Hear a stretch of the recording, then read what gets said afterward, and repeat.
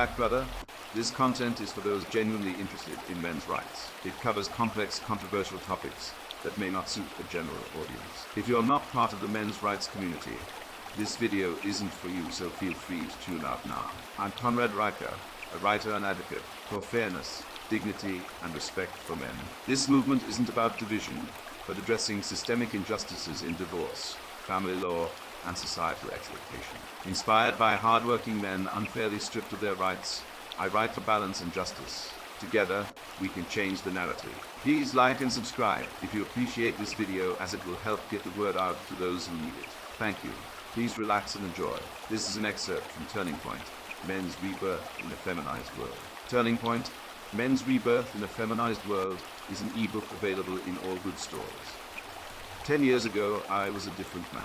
I was married with a steady job and a life that seemed perfect on the surface. But beneath it all, I felt a growing unease. I saw the world changing rapidly around me, and I struggled to find my place in it. I watched as masculinity was demonized, and men were portrayed as oppressors in a world where women were supposedly fighting for equality. I saw institutions bend to the will of feminist ideologies, and I felt the weight of expectations shift dramatically. I reached a turning point when my wife left me. She cited my lack of vulnerability, my toxic masculinity, and a slew of other buzzwords that had become the norm in our society. I was left alone, jobless, and confused. I had played by the rules, and yet I had lost everything. It was then that I began to question the narratives fed to us by the media, academia, and political institutions. I started to see the cracks in the feminist facade and the damage it was doing to men, women, and society as a whole. This book is the result of a decade of research, introspection, and conversations with men who have experienced the same struggles. It is a guide for men who feel lost in a world that seems to have turned against them. It is for men who are tired of being told that their masculinity is toxic, that their strength is a threat, and that their leadership is oppressive. If you are a man who feels emasculated by a society that tells you to be vulnerable, but shames you for not being strong enough, this book is for you. If you are a man who sees the damage that feminist ideologies have done to our institutions, our families, and our communities, this book is for you. If you are a man who wants to reclaim your power, your confidence, and your place in the world, this book is for you. But let me be clear, this book is not for everyone. If you are a staunch feminist, a Marxist, or a proponent of woke ideologies, this book is not for you. If you believe that men are the root of all evil, and that the world would be a better place without them, put this book down and find something else to do with your time. This book will challenge your beliefs, and it will not apologize for doing so. For the men who stay, I promise you this: reading this book will change your life. It will give you the tools to navigate a world that has been distorted by feminist narratives. It will teach you to build mental models that are resilient, adaptable, and grounded in reality. It will show you how to recognize and resist the woke mind virus that has infected our institutions and our culture. You will learn to embrace science and rationality as your guides. You will understand the role of crisis in shaping your judgments and the importance of questioning your assumptions. You will see how the feminized zeitgeist has shaped our cultural narratives and how to navigate it with clarity. This book is not just a collection of ideas.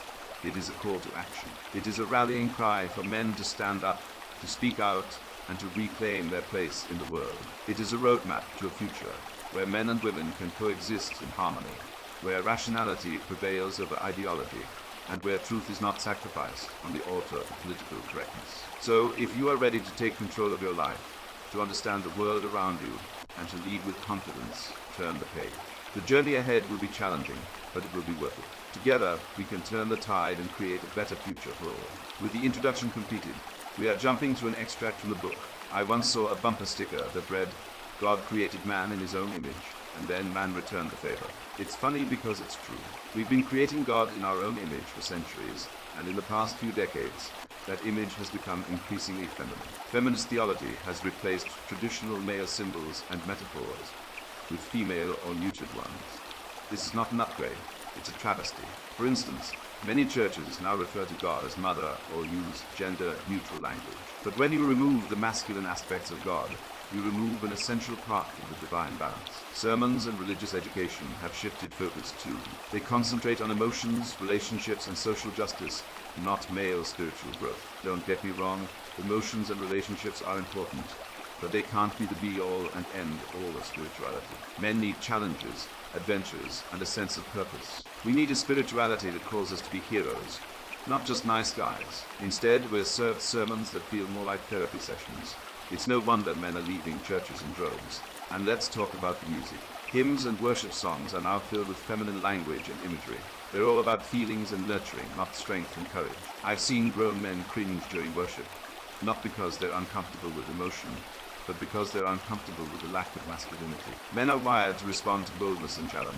We need songs that stir our souls and call us to action, not lullabies that put us to sleep. The push for female clergy has also sidelined and sometimes demonized male spiritual leadership. I'm not saying women can't lead, but balance is key. When you tip the scales too far, you create a vacuum. And right now, there's a vacuum of male leadership in many religious institutions. Men are looking for spiritual guides who understand their struggles and can help them become better men. They want mentors, not maternal figures. Even the physical spaces of churches and temples have been redesigned to be welcoming and nurturing, not challenging. They're like spiritual coffee shops, comfortable but not particularly inspiring. Religious art and iconography have been sanitized too, removing depictions of male strength and courage. It's all soft colors and gentle images, nothing that would stir a man's heart to valor. Sunday schools and youth groups are worse. They prioritize safety and nurturing, not adventure and risk. But boys need adventure and risk. They need to test their limits, not be wrapped in cotton wool. If religious institutions can't provide that, men will find it elsewhere. And they do, often in ways that aren't healthy or productive. Men's groups in religious settings are a joke. They focus on emotions and vulnerability, not spiritual warfare. Men are told to get in touch with their feelings, not their inner warrior. But men need to be warriors. We need to fight for what's right, protect the weak, and stand up for our beliefs. We don't need to sit around and talk about our feelings. The feminization of religion has created a spirituality that is passive, tame, and risk-averse. But that's not the spirituality men need or want. We need a spirituality that engages our masculine souls and calls us to heroism. We need a spirituality that challenges us, inspires us, and pushes us to be better men. Men are starving for this kind of spirituality. And religious institutions must wake up and address this crisis, or men will continue to flee. Look at the promise of new movements, like the Christian men's movement, which is reclaiming male spirituality. They are doing something right, and traditional religious institutions could learn a lot from them. Men must demand a seat at the table and a return to masculine spiritual practices. We can't afford to be silent any longer. Our spiritual lives and the lives of future generations of men depend on it. It's time to reclaim our spiritual heritage and create a spirituality that truly honors the masculine soul. Thank you for listening. Thank you for your interest in Turning Point, Men's Rebirth in the Feminized World, available in all good bookstores. Please like and subscribe. Thank you and God bless.